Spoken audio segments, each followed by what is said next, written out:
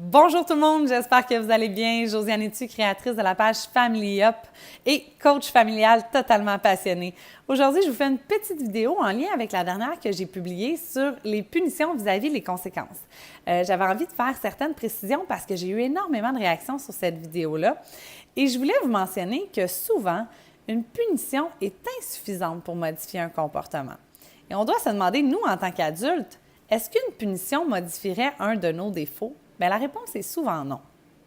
Et ce qui arrive, c'est qu'en tant que parent, quand on donne des punitions, on finit par se rendre compte que ça ne fonctionne pas très bien. Et on va y aller dans d'autres modes d'intervention. Souvent, on va y aller dans la surintervention.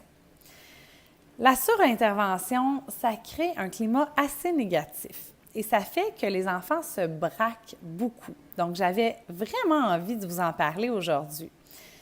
La surintervention, c'est quoi? Je vais vous donner l'exemple que ma professeure en coaching familial nous donnait, qui est l'exemple du policier bien intentionné. C'est comme si moi, j'avais un conjoint policier qui veut donc pas que j'aie d'accident de voiture. Donc, à tous les matins, il stationne son véhicule de patrouille derrière le mien.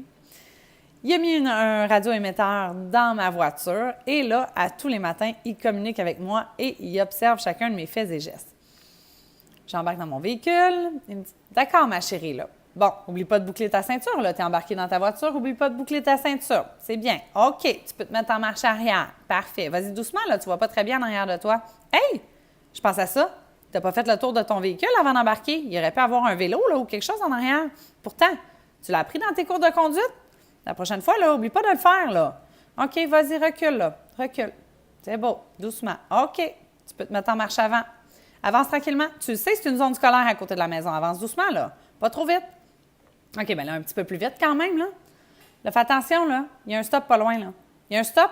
Hey, il s'en vient, là. Freine, là. Freine. Oui, OK, c'est beau, tu es arrêté. N'oublie pas d'attendre ton 3 secondes, là. 1, 2. Hey, t'es reparti avant le 3? Qu'est-ce que tu fais, là?